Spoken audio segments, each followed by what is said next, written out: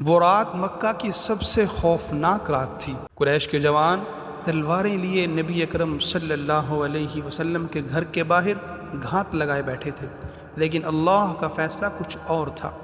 اسی لمحے رسول اللہ صلی اللہ علیہ وسلم اپنے سب سے قریبی رفیق حضرت سیدنا صدیق اکبر رضی اللہ تعالیٰ عنہ کے پاس تشریف لائے اور فرمایا، مجھے ہجرت کی اجازت دے دی گئی ہے، تم میرے ساتھ چلو گے۔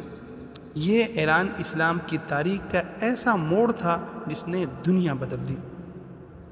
ہجرت سے پہلے قریش نے دارالندوہ میں نبی کریم صلی اللہ علیہ وسلم کے قتل کی سازش طے کر لی تھی۔ اسی وقت جبریل علیہ السلام وحی لے کر حاضر ہوئے اور اطلاع دی کہ اللہ نے آپ کو ہجرت کی اجازت دے دی ہے اور حکم فرمایا کہ یہ رات اپنے بستر پر نہ گزاریں۔ نبی اکرم صلی اللہ علیہ وسلم ٹھیک دوپہر کے وقت حضرت سیدنا صدیق اکبر رضی اللہ تعالیٰ عنہ کے گھر پہنچے۔ حضرت عائشہ صدیقہ رضی اللہ تعالیٰ عنہ فرماتی ہیں کہ یہ وہ وقت تھا جس میں آپ صلی اللہ علیہ وسلم کبھی تشریف نہیں لاتے تھے۔ آپ صلی اللہ علیہ وسلم نے گھر میں موجود سب کو ہٹانے کا کہا تو حضرت سیدنا صدیق اکبر رضی اللہ تعالیٰ نے عرض کیا کہ یا رسول اللہ، یہاں صرف آپ کی اہل خانہ ہیں۔ پھر نبی علیہ السلام نے فرمایا کہ مجھے ہجرت کی اجازت دے دی گئی ہے۔ حضرت ابوبکر صدیق رضی اللہ تعالیٰ نے فوراً عرض کیا، یا رسول اللہ، میرے بارے میں کیا حکم ہے؟ آپ صلی اللہ علیہ وسلم نے فرمایا، تم میرے ساتھ چلو گے۔ یہ سنتے ہی حضرت سیدنا صدیق اکبر رضی اللہ تعالیٰ نے آنکھوں سے خوشی کے آنسو بہنے لگے۔ انہوں نے کہا، یا رسول اللہ، میں نے اس دن کے انتظار میں 2 اونٹنیاں تیار کر رکھی ہیں، ان میں سے ایک آپ کے لیے ہے۔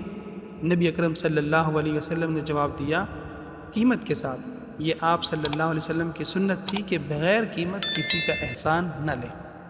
مورخین لکھتے ہیں کہ ان اونٹنیوں کے نام قصوہ اور جدعہ تھے۔ اس کے بعد حضرت سیدنا صدیق اکبر رضی اللہ تعالیٰ نے ایک ماہر رہبر عبداللہ بن عریقت کو اجرت پر رکھا، جو اگرچہ مشرک تھا لیکن نہایت دیانتدار اور قابل اعتماد تھا۔ اونٹنیاں اس کے حوالے کی اور طے ہوا کہ مقررہ وقت اور جگہ پر وہ انہیں پہنچا دے گا۔ یوں ہجرت کا سب سے پہلا مرحلہ مکمل ہوا اور سیدنا صدیق اکبر رضی اللہ تعالیٰ عنہ کو وہ اعزاز ملا، وہ اس عظیم سفر میں نبی اکرم صلی اللہ علیہ وسلم کے واحد شریک سفر بنے، اور سیدنا صدیق اکبر رضی اللہ تعالیٰ عنہ نے نبی پاک صلی اللہ علیہ وسلم کا رفیق بن کر اپنی رفاقت کا اور سفر کا حق ادا کر دیا۔